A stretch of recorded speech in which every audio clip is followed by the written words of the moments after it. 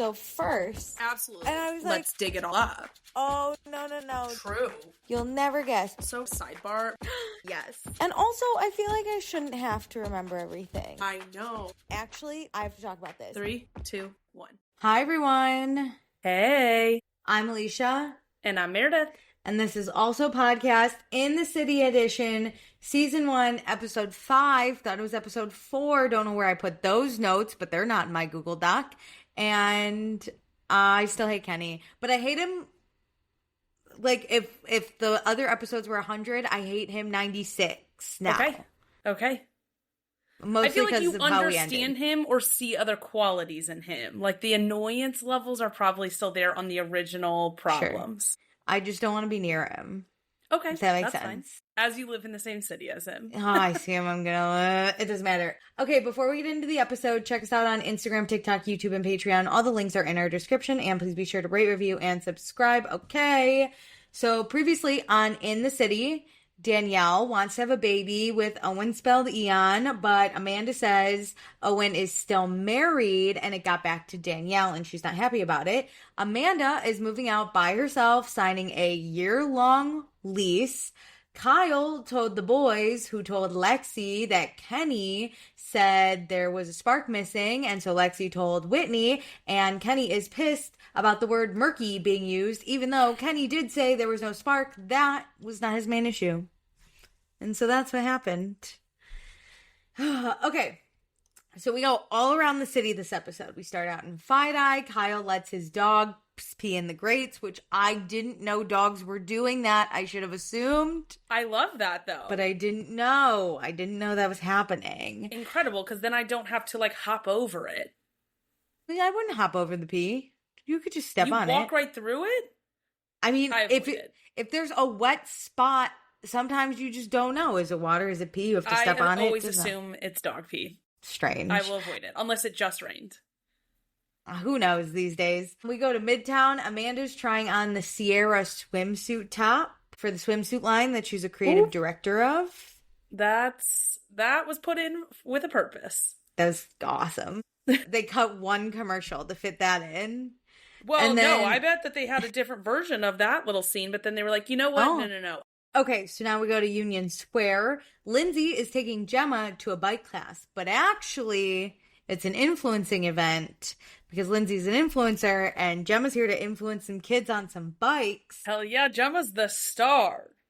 And Lindsay is not only an influencer. Bravo has diminished her career to that. She is an influencer, a MILF, and Gemma's mom. Get it right, Bravo. That is so funny. I bet it was a big hit to her whenever she closed down her PR shop and go to influencer. Because it's like, we really look down on the influencer title, but it is a hard job. It is a real career. It's a lot. So Georgina and her kids also join, and then Yvonne's here, and she thought this was brunch. I would die. I would be pissed. I am Yvonne. Pissed. What are we talking about? No, because if you just told me the event, I most likely would have still shown up, but then I could have dressed appropriately. Why am I in a cute brunch outfit on a Saturday when I'm hungover and I could have just been in leggings? No, literally. Georgina's like, I told her we were going to brunch, and she was like, Yvonne's literally like, I thought this was going to be different than what it is. And she's like, it's fine. Okay. But also, she's a little hungover. Maybe she actually wouldn't have come, okay? True. Let her live. I can get over my hangover with the next drink. For brunch. I can't get over my hangover with 10 screaming children. Mm-hmm.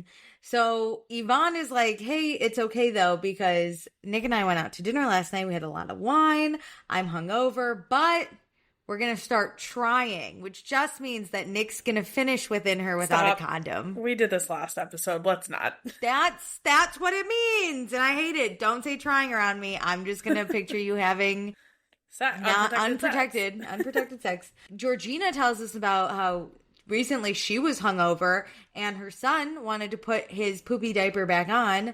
And instead of fighting with him, she just put chocolate in a different diaper and gave it to him. Because that's parenting. I feel like that's equally messy. Obviously, one is a sanitary issue. How much chocolate should go up your butt sanitarily? None. I'm saying the poop is the sanitary issue. I think they're both. I think chocolate also could be an issue. Could become a sanitary issue. I don't know You're the never consequences. gonna get me to do this. But that's, that's moms. That's parenting. That's moms. Okay, so now we go to the East Village. We go to Gotham Burger with Kyle and Kenny. Kenny immediately dives in. He's like, hey, what's up? So I got to tell you about what I heard you said. And you repeated it wrong. So he brings up the conversation about Whitney that Kenny said, because he said a lot of nice things about Whitney. Like, she's always happy. She's so bubbly. That one drove me nuts. Why did you pass along the nice stuff, Kyle? I told you good things.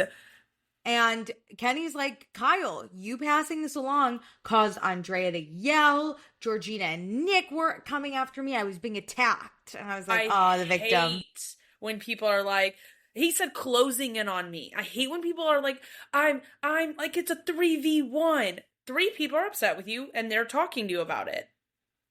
And also, like, calm down, sir. You brought it up.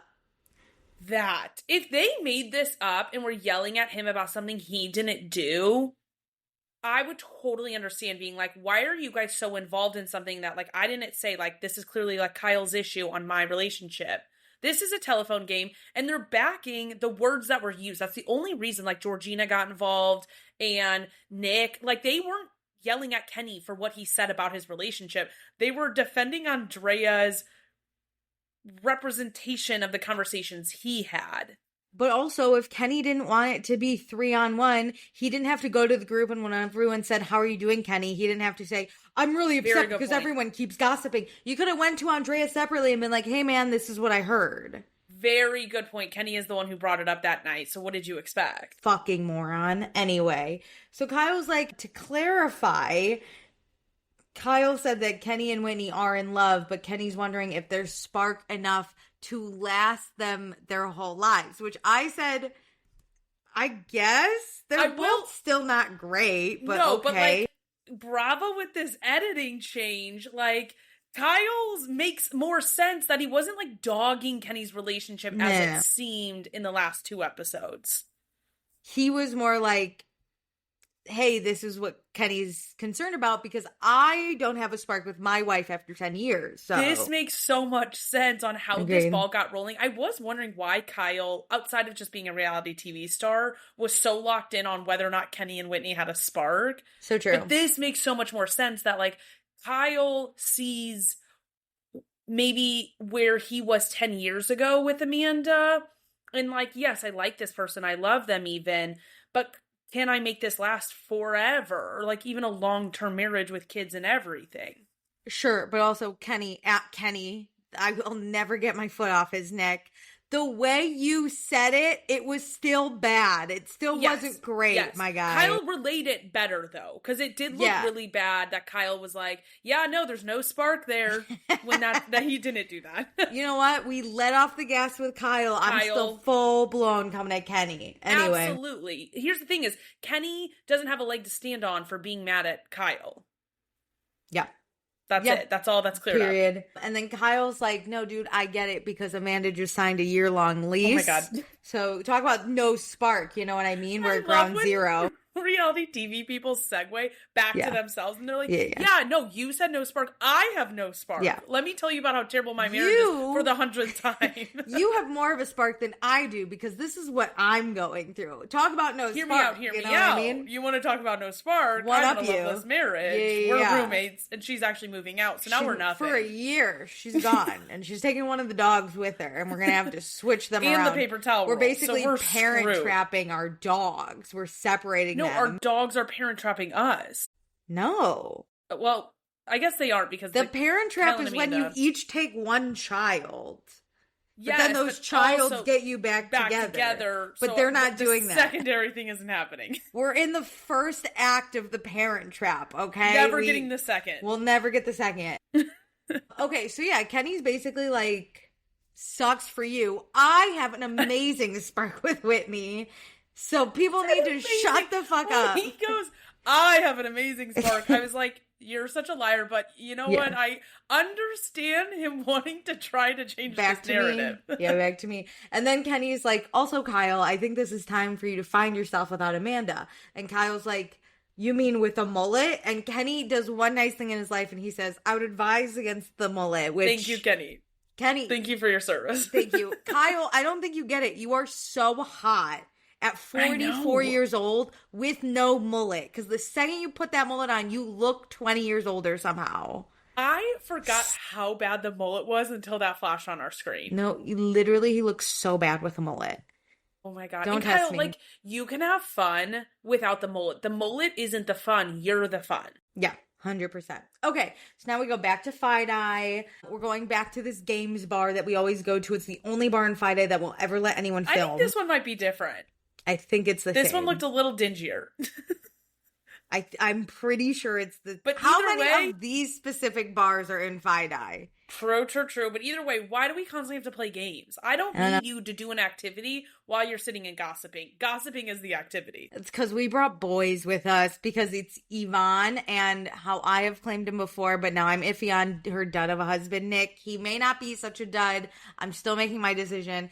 And then we have Danielle and Owen spelled Eon. So we're playing Jenga for high stakes, which I think was just loser buys lunch, but I don't remember. I liked this. At least there are stakes to it.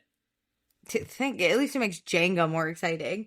So Yvonne doesn't have beef with Danielle, okay? She is one of Lindsay's closest friends, and she will always be Team Lindsay, but Lindsay and Danielle have moved past their beef, so now Yvonne can move past the beef. You know what I thought about when she was talking about, like, oh, I don't have beef with Danielle, like, she's just friends with Lindsay, is at Lindsay's engagement, I'm pretty sure Yvonne is the one Danielle walked up to once they all got to that, like, after engagement party. Yeah. And she was like, I didn't know. Yeah, and that was Yvonne. Like, consoling her. That is Yvonne. And also, Nick gets along with Owen. So, this is really different from the last lunch they all had together where Kenny asked if Lindsay was sniffing glue, which I think is one of the funniest scenes. Just because it's so ridiculous. He's like, what, are you sniffing glue? And Lindsay looks so dumbfounded that she's like, yeah, Kenny, I'm sniffing glue. I haven't heard a diss like that since I was in, like, 4th grade. But, like, Lindsay was so unbothered. She's like, yeah, I just huffed. What are you talking about? She was just taken aback that that's what he's going to come at her with. No, like, what? It was so funny. Anyway, so Lindsay and Danielle are good. Lindsay tells them they're baby stepping into the future. Nick and Owen are pumped because now they can hang out. And... yeah, great. And then we talk about how Nick and Yvonne are actually only married in Mexico. They're not married in the state of New York. Oh, God. This gave me Tom and Katie vibes over on Vanderpump Rules, where now we have to do a second wedding because we never filed the marriage certificate. Nick, I've been around the block a lot, and you haven't convinced me you're not Tom Schwartz yet, so. I know. And this is also one of my fears of so many people doing these destination weddings is I, in my own personal life, have had to educate people that marriage does not count when you're getting married in Mexico. You have to get married at some point in the U.S. on U.S. soil. Yep.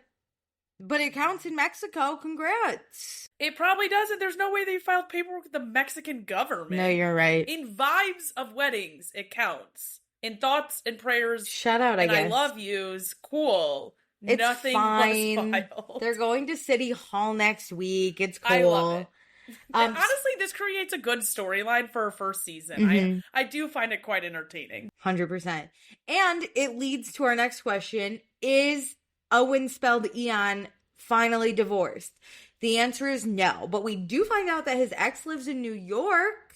I don't know why I assumed she was maybe in Ireland. Maybe because he's Irish. More about his background.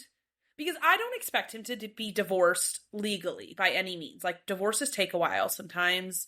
I can only imagine what it would be like to be divorcing. I assume they're not U.S. citizens because they are from Ireland. So I don't even know how that shit works. I think they're both Irish. Okay.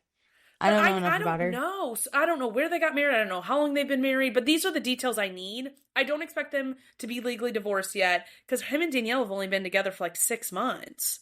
Yeah. But yeah. I'm just curious about his life specifically. Well, Owen never runs into his ex, which is good, even though they're both in the city. And Danielle says, divorces happen, but she's upset because people are making it seem like she's a home wrecker and she wrecked the home to get with Owen. She even starts crying about it. She's so upset. And that would bother me if I was being called that. 100%. Especially if you're already kind of hated by the Bravo fandom and then they find something and they're just going to continue to throw it at you. That's so true. And I don't think that they really have another storyline to prop themselves up on. So if this becomes the thing that they're tagged with for the first season, that's a lot. I would be defending this very hard. Agreed. But Nick and Yvonne, they like Danielle and Owen, so shout out. They're okay. No worries here. They don't believe Danielle's a homewrecker, so that's good. No. We love your love. We love our love, even if none of us are married. Or one of us is, legally, but shouldn't be. There it is. So we go to NoHo. Whitney and Kenny are running together. Whitney hates running. She's miserable. I hate running too, babe. Same. And that looked scary as that made me think about how do people run in New York City. I know obviously the outer loop and running against the rivers, but ooh, yikes. It has to be a nightmare. And let me tell you, as a walker, I hate runners too. I hate them. I hate stop signs, stop lights as a walker. I can't imagine them as a runner, but I agree. I also, as a walker, hate runners because they're bobbing and weaving through the people. I hate bikers on sidewalks. There's a lot I hate. Same. So Kenny's waiting for a call from his PI because ever since his mom passed, he's been trying to track down his dad. And they fell out of touch 25 years ago. Couldn't find his father on his own, so he hired this PI. So Kenny's looking to heal some of his abandonment issues. Basically, Kenny's dad was in London when Kenny was growing up, and Kenny would spend a few weeks there every summer, but he says there was probably some resentment because Kenny felt like he was maybe forcing a relationship by going over there, and his dad had his own family, and so Kenny's mom told him he didn't have to go if he didn't want to, and then he didn't, and that was kind of the end of his relationship with his dad. That's crazy. Just sad. Come on, Dad, what are we doing? No, I need more details again. Were his parents ever together? Did they divorce? When did his dad move to London? How long did he go on those trips? Because that's crazy that you're just putting your kid on a transatlantic plane to go to London by himself to go with dad and new family. And how many siblings does he have? How long did his dad live there? Whoa. I don't think it's that crazy to send your kid to visit their father. No, but when you have no contact with them outside of that? I think that's crazy because it sounds like if Kenny's not going, Dad's not calling. That's what it seems like. They don't really have a relationship except for these 2 to 4 weeks he goes to London over the summer. Don't love that. And why is his dad in London?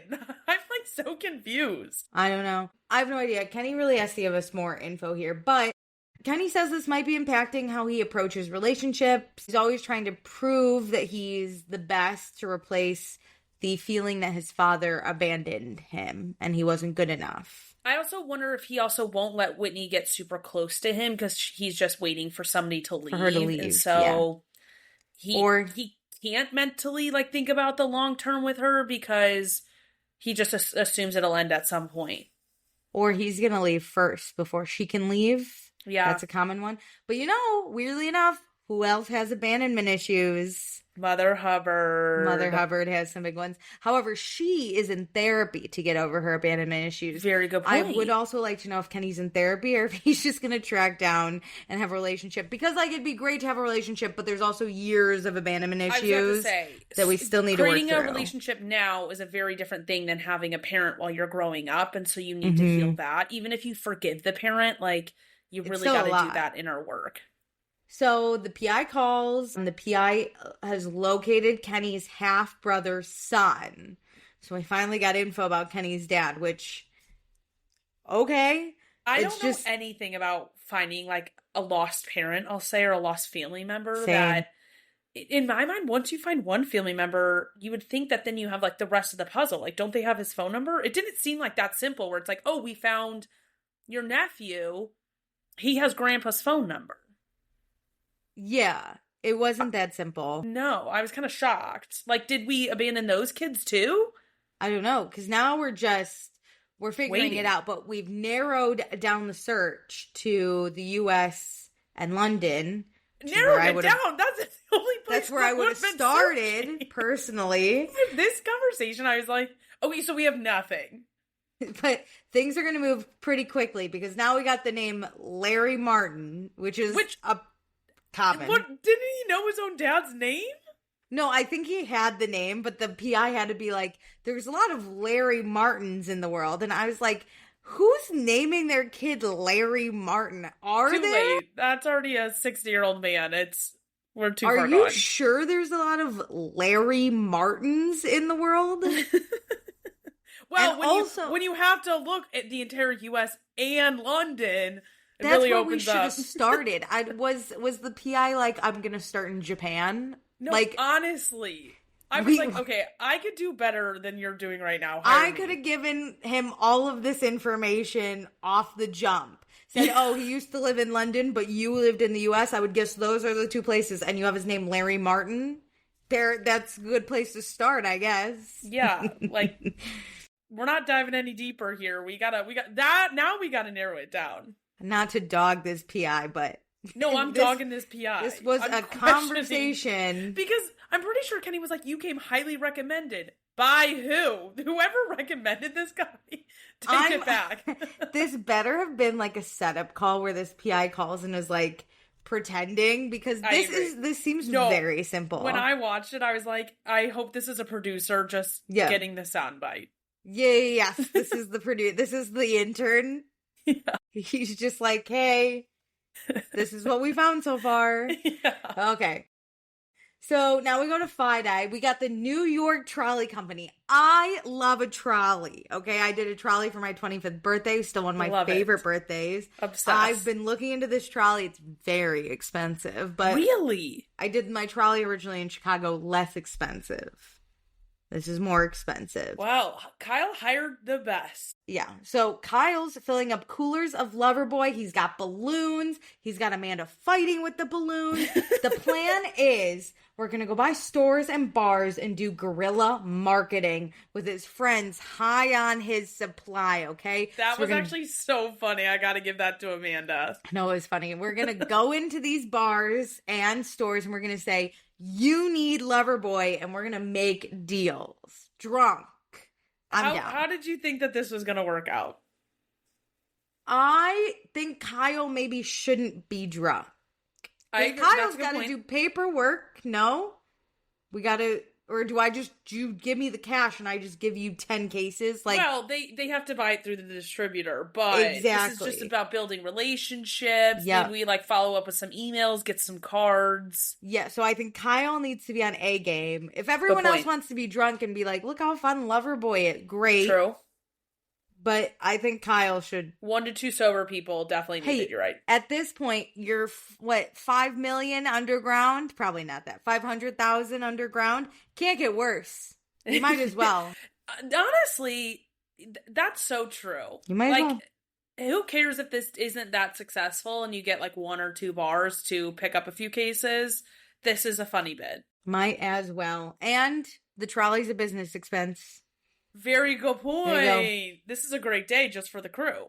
Mm-hmm. So Amanda didn't know she was working today. She was supposed to be moving out of the apartment for her year-long lease. But as she has said many of times, moving out in her year-long lease is about making the relationship work. So she's trying to be as supportive as she possibly can, which is half-assed but present. That describes Amanda in full. I am so surprised but not surprised that she's like, I am so busy. I have to move. Baby girl, moving is not that hard when you are moving just your stuff to a new apartment, and I know you're going to hire movers. So to pack for you. If you had to pack, every time I move, I pack myself. Same. That does take time. But it's so much that you can't go on a bar crawl. And the best part, Amanda, is as you move out, you are not actually being evicted from your last place. You could go back and grab more shit. You just need the necessities. Yeah. Most people have to move out by a certain day. You don't. Because your husband lives there. And you're just moving I don't know if out. you know, but he is still your husband. Oh my God. But the whole crew is here. Gavin is pissed it's a trolley and not a party bus, which I said, no, trolleys are the best. No, I was like, how can you be disappointed? It's not like we got like a city bus. Yeah. Which would also be fun. The city buses are great. I love the bus. Whitney is not excited to be here because last time she saw Gavin, he called her vanilla and boring. He didn't, though. All he said was, maybe you need more from passion. More passion is what he said. But Whitney also, she's trying on hats. She doesn't like hats. And Kenny says, no, the hat looks good on you. It takes away from how small your head is. I think that might have been Gavin. No, I think that was Kenny. Was it? Okay.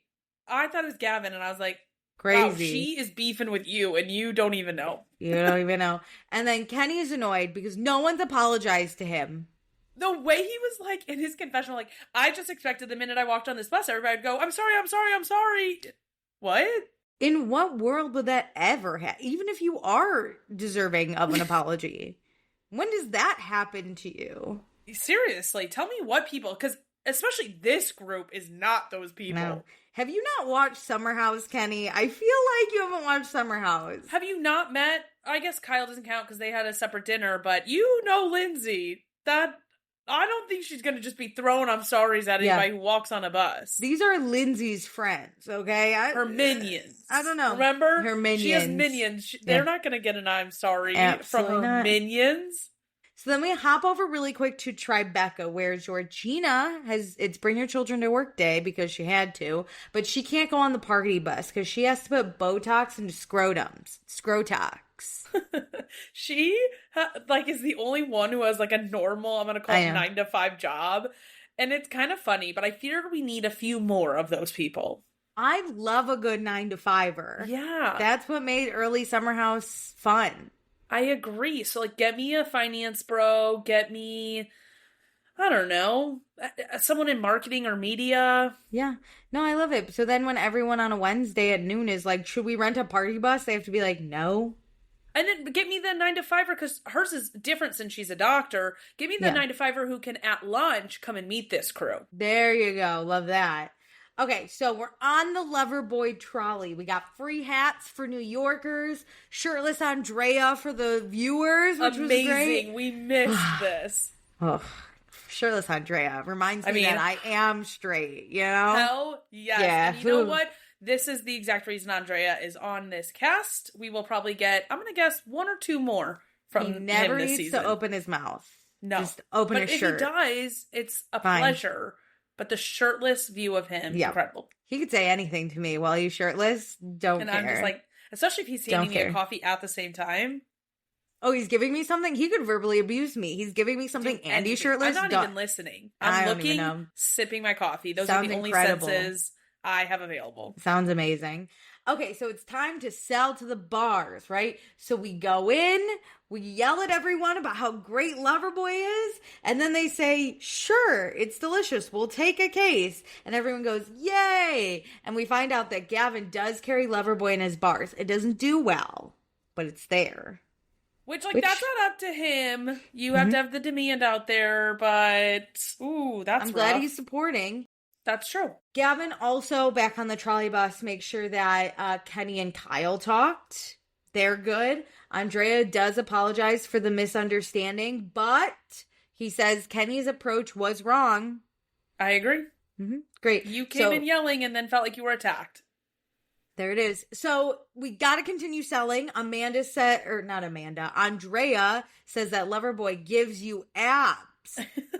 That is a line that's worth using in the marketing. Yes, it is. Even though that's illegal because it's not true. If Andrea doesn't work for Loverboy and he just says it, I feel like...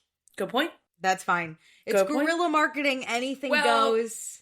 On TV, it's fine. Maybe to the business doesn't work because he is now an ambassador for Loverboy in this present moment. Whatever works. Hey, it worked. That guy bought some cases. True. And They are just having a blast, okay? This was so fun to watch. I actually feel like this would be really fun to do. No, I would love to do this. This was great. We all on the trolley are wondering if Gavin and Lindsay are going to kiss, maybe go on a date. Nothing happened. I was like, whoa, what? That's a topic. No, I don't want those two together.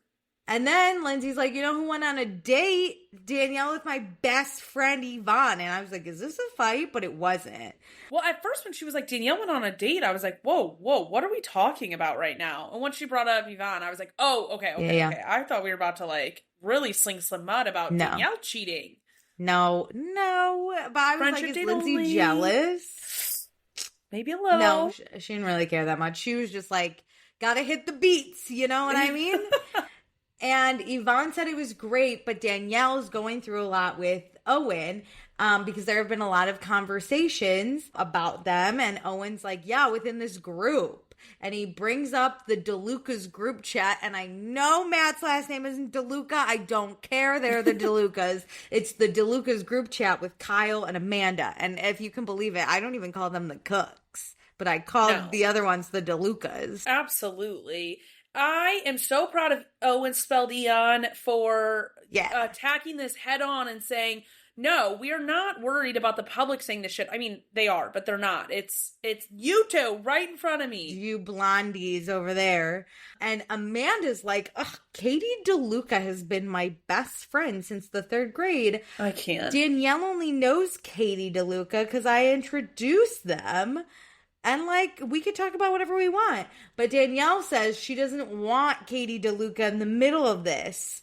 Katie DeLuca firmly put herself in the middle of this, by the way. I mean, to be friends with both Amanda and Danielle, that's the middle. That's the middle. But she's not even just friend. Obviously, she is friends with both of them.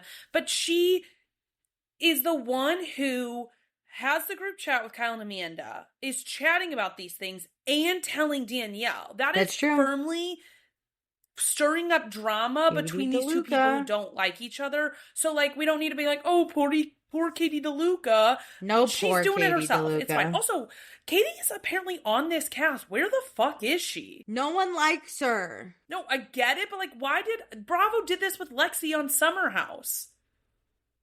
Like, why are these people the brunette girl? Levi? Oh, Levi, not Lexi. Don't do my girl like that. Okay, but like, why are we getting people on in the official cast who are nowhere to be seen ever? So Kyle says it came out and they didn't know what was true or not. And Danielle's like, okay, but you could ask me about it. You don't have to talk in the group chat with the DeLucas. Yeah. You know? And she goes, I don't have a group chat with the DeLucas talking about your marriage, which I think is a very, I'm like, do you now? Because there's a lot that happened this spring. I would. Maybe not with the DeLucas, but I'm in a group chat chatting about it for sure. I'm in group chats chatting about their marriage personally, and I don't even know them. So Amanda says Danielle should talk to the DeLucas because it was a group chat, and this isn't the first time it's been brought up. Wait, that's crazy that Amanda's like, I'm taking no blame or discussion about this. It's all Katie's fault. You should talk to her. That's also not a good friend since 3rd grade. I would be pissed if you did that to me. Kyle looks like he's the one that sent the article. That is like, okay, fine. Yes, you could say like all the heat shouldn't be on us. We all actively talk about it, like all 4 of us. But the thing that Danielle specifically saw was the message from Kyle with the link that said, wow, which isn't that insane. But Kyle's the one who dropped the thing we're talking about now. And I think Danielle's under the impression that her and Kyle are good enough friends where Kyle could ask her about this. I get the discussion.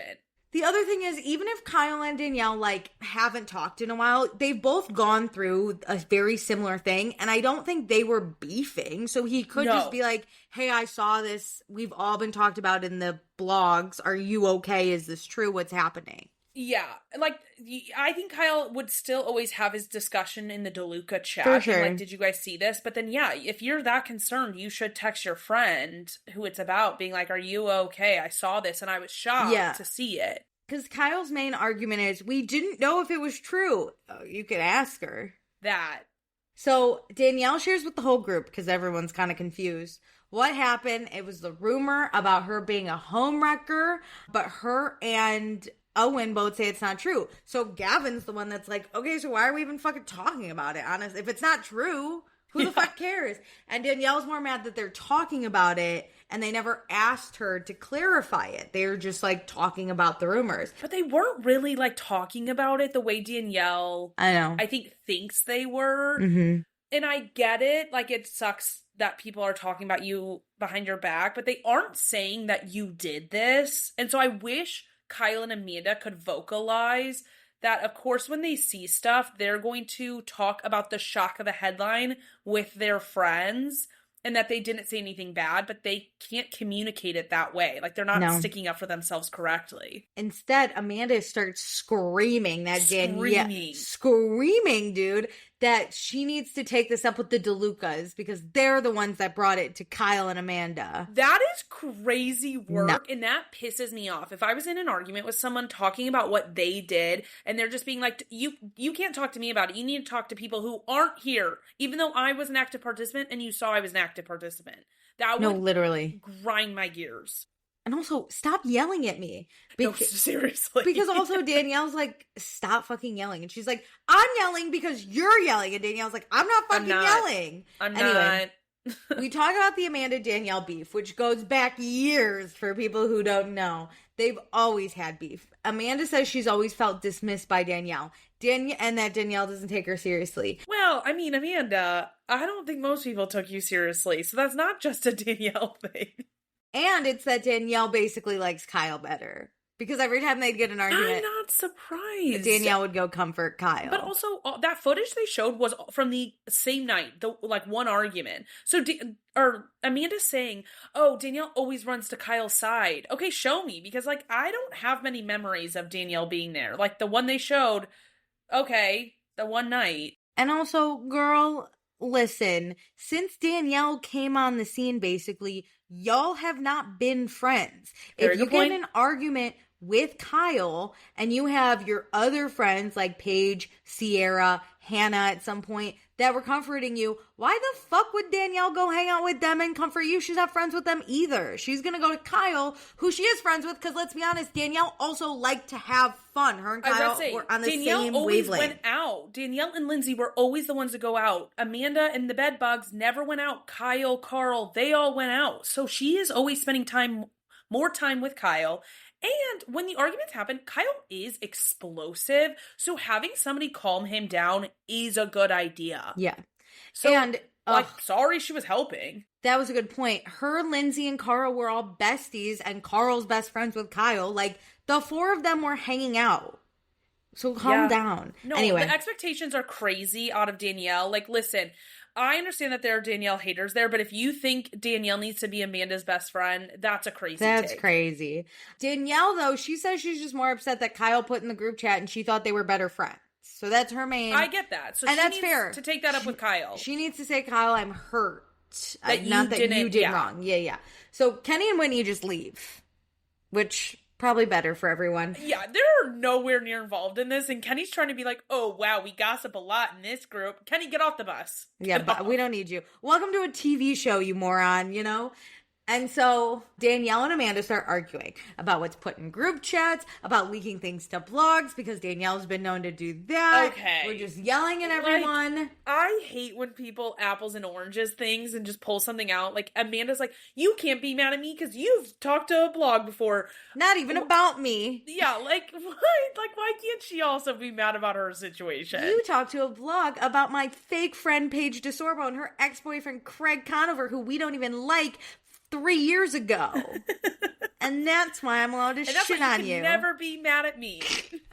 So then, Danielle's like, oh my God, but you're, perpetuating basically, a fake rumor. And Amanda's like, is it fake? And Danielle's like... that was crazy work. Oh my God, that's crazy work. Because Danielle rightfully gets pissed. And she's like, that's not the truth. And she leaves that trolley bus, whatever. And then Kyle starts to say he doesn't talk to Danielle when Danielle's gonna fuck his wife over. And Amanda's like, Kyle, stop. I don't like when you talk on my behalf. And then Owen's like, he doesn't talk, he shouts. Ate with that. With that. because he's the calmest. He's just like, yeah, he doesn't talk, he shouts. And I was like, also, whoa, forgot you were here. Went from yelling at Danielle, and then and Danielle was talking calmly to her the entire time. And then the minute Danielle gets upset when Amanda says, like, oh, is that not true? Amanda becomes the victim again. It's like she instigated the intensity in the yelling. And then she was like, oh my God, I can't believe Danielle would like storm out of here. That's so dramatic. That's so like, I'm like so over this. And after Kyle like obviously gets in her business, she's like, I gotta go. It's like, this is too much yelling. I can't believe they're yelling. Bitch, you were the one who was yelling. She's always the victim. And then Kyle's like, I have my wife's back. And she's like, don't have my back. These two hate each other. Such a goner. And it's just like, there's so many reasons. Every episode, we get at least 4 new ones. I don't know who the fuck was on this trolley being like, yeah, they're going to get back together. They're going to be okay. Truly. Yeah. Also, what's the reason? Kyle, say it. What happened? It's so crazy. So then Andrea and Lexi run off the trolley to go after Danielle. They're like, okay, New York trolley experience is over. Danielle's crying on the street. Lindsay comes out to comfort her. Owen goes to get a pint. He needs Guinness, He's man. Like, get me the fuck out of here. Get me a beer. I get it. That means Kyle had to drink Loverboys all day. He's like, get me a Guinness now. Yeah. I'm an Irishman. This is crazy. So Kyle's left alone on this trolley with a sandwich. We don't know where Amanda went, and Lindsay is just comforting Danielle, which was kind of sweet a little bit. The way Danielle goes, even you wouldn't do that to me. And Lindsay's like, I think you're right. Yeah. Lindsay's like, listen, I've hated you a lot, and I still don't think I'd call you a homewrecker. I think we're good. So then they're back, baby. Her and Danielle. So we go to West Village. We're in line for pizza. This is a very famous pizza place. I have had the one in Williamsburg, I believe. Oh, is it good? It was fine. Okay. Maybe not worth the It wasn't if you're telling me, there's nothing good enough to like wait in lines, in my opinion, for. The only thing I'll wait for, I always say, is ice cream, because those are usually just like a window. So the line looks longer, and for sure. The idea this is kind of like that. You walk in, you grab your slice, you get out. But, like, also, I'm not a big line girl, and, me neither. There's a lot of good pizza out there, you know what I mean? There's a lot of good pizza near me that doesn't take a line. I'm good. Okay, so Lindsay makes sure Danielle is okay after the trolley. Danielle is just like, the word home wrecker is very triggering. She tells us that being Latina, you're always seen a certain way as like the mistress, like you don't actually deserve it. You're always the side character, like Made in Manhattan. She said all of that, because it's just not something I think about. And those are those biases that as a white person is easy just to not think about and not have in my brain. And so I really appreciate her pointing out why it like strikes such a chord with her. The maid, the nanny, the help. Yeah. Yep. It's one of those things. And like the one who's going to seduce the husband and like always be the person to watch out for. Mm-hmm. Yeah. The bad guy that breaks up families. Yep. The good white families, if you will. That's not me racist, sorry. But no, you're good. It is important to talk about. Yeah. And then Lindsay gets burped on. That was fun. So they get their pizza. They start walking a little. Danielle asks about Gemma. Gemma's good. Danielle's like, hey, not to be pushy, but when can I come see your apartment? Oh my God. Danielle. And Lindsay's hesitant. And she's open about it. She's like, look, I don't know, because I don't really know where we stand. And Danielle's like, it's like we're dating each other. And Lindsay's like, all I need is really consistency. And Danielle's like, okay, I'm going to fight for this friendship. She's like, go off. Show her you care. I agree. But I think sometimes Danielle doesn't know how to be like subtle and just like slowly rebuild. It's like she has seen Lindsay's apartment on social media, obviously, and is like, I want to see it. Like, it looks so cool. And it's like, okay, but like, that's her home. Like, you don't need to be there until you're invited there. And like, I understand that like that excites you and you want to rebuild and all this stuff. But like, these are inside thoughts. These are thoughts we say to Ian/Owen. There's a better way to say it. Like, if Lindsay was like, oh, talking about my apartment, and then Danielle was like, oh, I'd love if you'll have me over to see your apartment. Just like leave it like that. Like, oh, it looks so nice. Place to slide it in. I would love to see it sometime. Like, very cash. No boundaries with these two. Danielle like cannonballs into things, and I'm like, girl, no. Give her props. She asks for what she wants, always. Very good point. That is a very good point. Lindsay says that she likes Owen, spelled Eon. We find out the divorce is underway. There's just paperwork to finish, with which Lindsay's like, yeah, paperwork takes a long time. Yeah. She talks about how she dated a guy a long time ago that was separated for 2 years, and then she once walked into his apartment and his ex-wife was there. That is crazy. And she was like, there's a human in your apartment. That's the funny. way Danielle's like, no worries. We don't have that issue. He's moving into my place. Ex-wife doesn't have my key. But Lindsay's not judging Danielle for being with Owen, but just wondering, like, if they have a timeline, how long divorce is going to take. Is it going to happen? And Danielle's like, it's happening. I will say one thing that looks better for their coupleship is that they had a baby together by the time that this is all airing. I feel like it solidifies that it is serious. Yes. Even though in the show sense, they'd only been dating for 6 months and living together for a month and a half. Yeah. But now they have a child, so we're in. I think he's still legally married, but who am I to judge? Fine. Someone sign that paperwork. What's taking so long? You know what I mean? I just want the details. I don't judge them for being married. I just want to know why. 100%. Okay, so now we go to NoHo. We're at Kenny's apartment, and Kenny is calling numbers that the PI gave him for his dad, but they all aren't in service, which again begs the question, what is this PI doing? He didn't try to call the numbers beforehand? Right? To be like, what's the ring, ring, hang up. It's in service. Is this so-and-so's number? Yeah. He's just like, I didn't even verify that this was the number. I'm just giving you what I thought in my do better work than this guy. Whitney does do better in 15 minutes. Well, yes. It goes from light to dark. But hello, we're here one day. So the PI thinks that Kenny's dad is alive and well with his current wife, Debbie, in Tampa, Florida. So I'm glad we're in the U.S. How do you know that if we don't even have active phone numbers? How do you have some information and not others? I don't really trust anything this guy's saying. I don't know. So then Whitney's like, let's just Google. PI can't even Google. The way she's like, let's just start Googling names. We'll see what we can find. Let's get on Facebook. I was like, and that is every millennial woman. That was hilarious. She's like, Debbie's got to have a Facebook. All parents do. Yes. All older women have it. Found her in 17 5 seconds. Debbie's on Facebook. So they message Debbie and Debbie's daughter because this is how things are fucking done. And she's a real internet sleuth. She's on Finders. We're looking for other numbers. And then we find a number and we call it. And we've got someone. So Kenny's like, hey, I'm Kenny. I'm Larry Martin's husband. Well, he says, I'm Kenneth. I'm Larry Martin's son. And Debbie's like, oh my God, we've been looking for you. Which again begs the question, these people are not looking that hard. No, I was like, wait a minute. You've been looking for him? How long? No, I need more get your money back from this PI, okay? Whitney found her. Thank God he got us the name Debbie, because then Whitney did the rest of the fucking work out here. She found Deborah, right? But Debbie is very happy to hear from Kenny.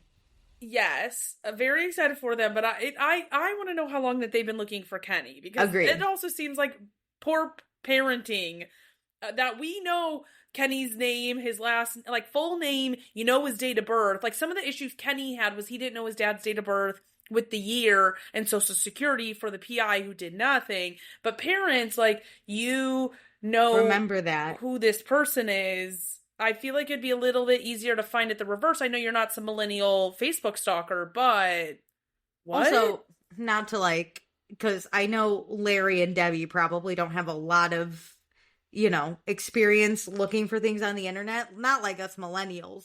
But Kenny's a big time investor who gets private jets. He seems like an easy Google search. That. If you have his first and last name and date of birth, he's going to pop up to be like Kenneth Martin, he's going to be high on the Kenneth Martins too if there's multiple of them. Which there probably is, Kenny Martin. But, you know what I mean? If he's a big-time investor, he's making a lot of money, you could easily find his stuff. I know. It makes me wonder if they hadn't found each other prior to this season 1, would they have seen his face on this Bravo stuff and been like, that's my son? I don't know what's going on in Tampa, Florida. It sounds like really hard to get anything done. I was just like, this is kind of embarrassing on both sides. That like the PI, not Kenny, and then Debbie and Larry over there. Yeah. Also hilarious, not to like beat a dead horse, but Kenny was like, "Hey, I'm Kenneth. I'm looking for my dad, Larry." And Debbie's like, "Oh my God, how's it going? We love you. We've been looking for you." And he's like, "Who am I speaking to?" Debbie, lead with your name, girl. No, that was so confusing. I will say, in present day, they have all met. I have seen that. Lovely. Yeah. Debbie, thrilled to have finally met him, let me tell you. Thrilled. Been looking everywhere for him. Yeah. Couldn't find him in Tampa, Florida. Who would have thought? You know? Oh, where did Kenny grow up? Michigan. He's from Michigan. Michigan or Minnesota? Michigan. Yes. Okay. Did they look in London? Did Debbie and Larry also, what brought Larry from London to Florida? No. Is Debbie his third wife then? Because he had a separate family in London. And like we found the nephew, and it didn't seem like the nephew had much information. I have a lot of questions. I have many questions. I have a lot of questions. And I think some of them will be discussed because I have seen in the future episodes that Lindsay and Kenny do sit down together. Thank goodness. Because also they messaged Debbie's daughter, which doesn't sound like Larry's daughter. So I know. I'm just... I need a whole family tree and timeline going on here. I have so many more questions than when we started this episode. Let us in at the reunion for just 10 minutes. We're just going to ask our basic questions. We won't even call him an idiot or a moron, or Here's at least the thing. Will. Even if you don't have time to put it in the actual episode, please put up a YouTube video explaining Kenny's timeline and life story, and then Owen/Eon's marriage and divorce. Thank you so much. They just go on their individual Instagrams and are like, "Hey everyone, I've heard there's questions," and they go into a whole fucking... They should meet with that, what's his name, Soho Brody or whatever. Timeline of their lives. Timeline them, yeah. You know what, I'll become a fan of theirs again if they can get this for me. They're in hot water, but if they can get Kenny's background, I'm in. So then we go to Fi-Dye. The movers are here to move out Amanda. She was alone last night. She had a breakdown. She's moving out today. This is like a chapter closing. Even though, and I cannot stress this enough, this is to help her relationship with Kyle, okay? Also, this is a choice that she is making. She's not like being shipped off to war and how is our marriage gonna be. She signed a year lease willingly. And I think she's gonna still be in Fi-Dye. I think they'll... Watch her be like 3 blocks away from Kyle. Well, they have to be close because their parents trapping the dogs. She literally grabs one of the two. This is crazy. You should just do what you do with kids and take them both with you because these dogs are siblings. I back this choice that they make. They swap the dogs, but the dogs don't do well together, they've said. So it actually is better. Yeah. So like this is one thing I will give her. Well, I'm happy to hear that because I really thought these dogs were like besties. They're not splitting up twin children. They do like fight. They will be fine. Like if one of them's out of town and like let's say Kyle has both dogs, they're fine to be together, but they do better when separated. Oh, lovely. Because, I was worried. I was worried we were just Lindsay Lohaning these twins. No. And then they'll, like, swap dogs. But I think, they'll put them together for, like, a day, and then they'll, like, separate them for, 4. When Kyle's DJing, she'll take both, and then he'll come at 3 a.m. pick them up. When Amanda is at Wes's apartment, Kyle will have both. Mm-hmm. Isn't it weird the dogs knew about Wes and Amanda before anyone else? Anyway, the one that was there. Dogs could talk. You know maybe they do have favorite dogs because whatever one was on that aftermath really knew West. Yeah.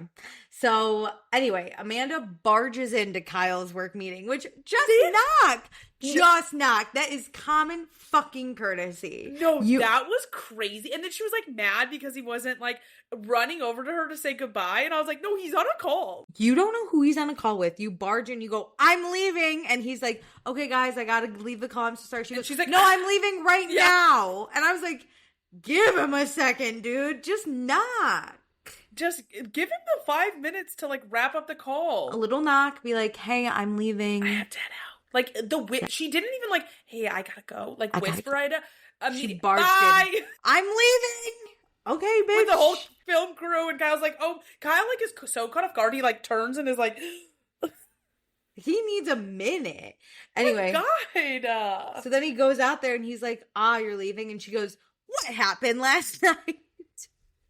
She went from like, I gotta go right now to we're having a serious discussion right now to I have to go again. And I'm like, girlie, you chose this. Yeah. You chose exactly what's about to go down. Amanda wants to know who was in the apartment last night, which we all, at least when it was edited, bravo. I thought Kyle brought back a girl or something. He brought back a ton of people, it sounds like. It was a party. Wait, I was like, I thought Kyle was hooking up in the living room. No. There was many a people at this apartment. That was crazy. The way she says it, too, in this conversation gives that connotation a little bit, too, because she was like, and you brought a girl? And she's like, who was everybody, Kyle? Who's the girl you brought back? And it's like, okay, so he brought a girl in a sea of people. I don't think there were anything 7 nefarious. Girls. Which one you want to know about? I brought back 20 people while you were trying to sleep, there was one girl and like 4 guys, and the girl was like hooking up with his friend. Sure. I get it. Amanda was asleep. That fucking sucks, dude, to be woken up like that. But it's about the people being there, not because there was a woman. Yeah, I think she's got her argument wrong. Yeah. So Kyle's like, look, I was just doing whatever the fuck I want to do because I'm running away from my problems. And she's like, I can't believe we're leaving on this note. I was like, again, you don't really have to leave. You did choose to have this discussion right now. He was on a work call. You know what I mean? His calendar was blocked, okay? But you interrupted anyway. And Amanda wants him to take accountability for his actions. And when I don't know what actions specifically, but when he doesn't. She wanted to have a conversation, I guess, last night in the apartment. That's right. About moving out. And he spent all Sunday at the marathon and was nowhere to be found. And he was like, well, you made yourself busy all Friday, Saturday night by getting high. Which, like, go off, queen. No problem with that. But I understand it is like, you want to have this discussion when you just randomly decide you want it without communicating it to him. And then he ends up being busy all day. Granted, being out till 2 a.m. is... Hey, it's Marathon Sunday. That's the thing is I'll give him that. Because, like, if it was a normal day and he was gone 8 a.m. to 2 a.m., crazy. But as someone who also is in a major marathon city, I was out from 7 a.m. to 11 p.m. on my marathon weekend. It's marathon. And the New York City Marathon is the biggest one in, like, one of the worlds. Yes. Carl was running it. We're busy, man. In New York. That is one of my favorite days of the year. Yeah, and it's not running by his apartment, okay? He's got to move. He's got to go to different boroughs. And it's hard to get around on marathon day. It is hard. It is hard. Luckily, it runs right by my apartment, so I could just go out really quick and see it. Do you know how terrible it is when your friend's running it and you got to go to like 12 different spots? Yeah, it's the worst. Yes. So, leave him alone. It makes sense. And you knew that this was marathon day and that he was going to go support his friends running. This is such a big thing. I want to talk that day. Exactly. That's why I'm annoyed, because I fully understand his argument about like why couldn't we have this discussion on Friday or Saturday? Like, you knew I was going to be blocked all day Sunday. Maybe not till 2 a.m. Sunday, but we were never going to have a discussion at 10 p.m. when he comes home. No, literally. At a more reasonable hour. Yeah. Hello? So, when he doesn't take accountability for his actions, she cries. She's overwhelmed. She has to go meet the movers right now. I was like, babe, why didn't you leave when you said you were leaving? Girl, you had to leave a while ago. The movers left a long time ago. And you said, let's have a full conversation. That she's like, I gotta go. My movers are there. And like, I can't do this now. You should never have started this conversation. No. Okay, girl. So, yeah, that's how it ends. She leaves crying. She can't even shut the door. Kyle. The elevator's right across from them. For a second, I was like, is the elevator in their apartment? Okay, they are in a different apartment than I remembered with the Loverboy offices across the hall. They have since moved, I think. Okay. Because this is clearly just like they have the entire floor. Yeah, it was crazy. But yeah, she leaves. Goodbye, Kyle. I got it. You know? Whoa. Anyway, next time on In the City, it's Yvonne and Nick's wedding. We see Amanda's dad back. What's his name? Jerry? Frank. Sounds the same. Whose dad is named Jerry? No one? Don't I made do it that. up. Don't do that. Frank? Come on, Frank Petula. Frank Petula? You're right. I didn't put the last name. Jerry Petula doesn't have the same Got ring. Okay, we see Frank. Kenny confronts Gavin and tries to come at him, but Gavin's not going to take that. He's going to fight back. I don't get what we're fighting with Gavin over. You also shouldn't go for the person that knows your deepest, darkest secrets. Very good point. Not in public anyway. Go for them in private. Yep. And like right before they go to bed, so then they could sleep on it and wake up and not be mad at you Feel anymore better or about something. Yeah. Okay, it's time for my favorite bit. We got in the city and out to the suburbs because we're going to keep one person in the city and we're going to kick the other one to Jersey. Hell yeah. Meredith, it's an odd number episode. That means it's your turn to go first. Where would you like to start? Who do you want to pick?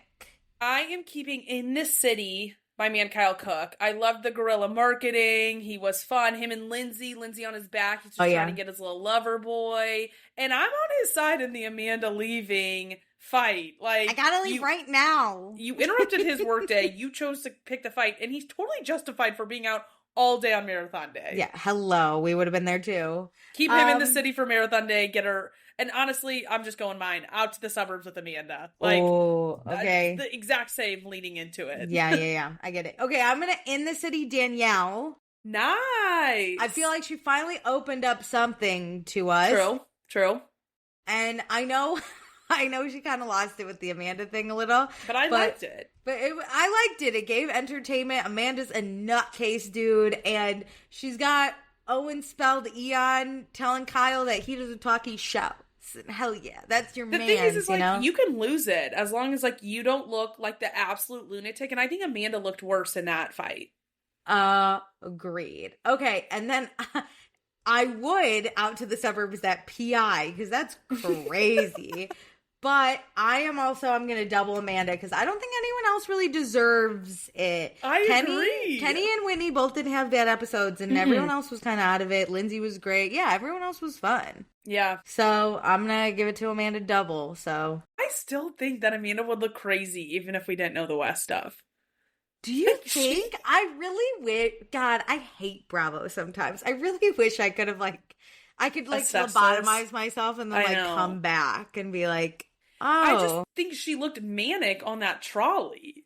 I think we probably would have, you and I at least would have been like, she's kind of like losing it a little. We would have at least been like, she's losing it, or been like, she's less likable without her friends. You know what I mean? Like, I think if anything, the two of us would have been like, ooh, Amanda by herself. It's kind of like early Summer House when like no one really cared about her. Yeah. It's just like she's not great on her own. She's only good when these people we really like have her back. She is only good as a minion.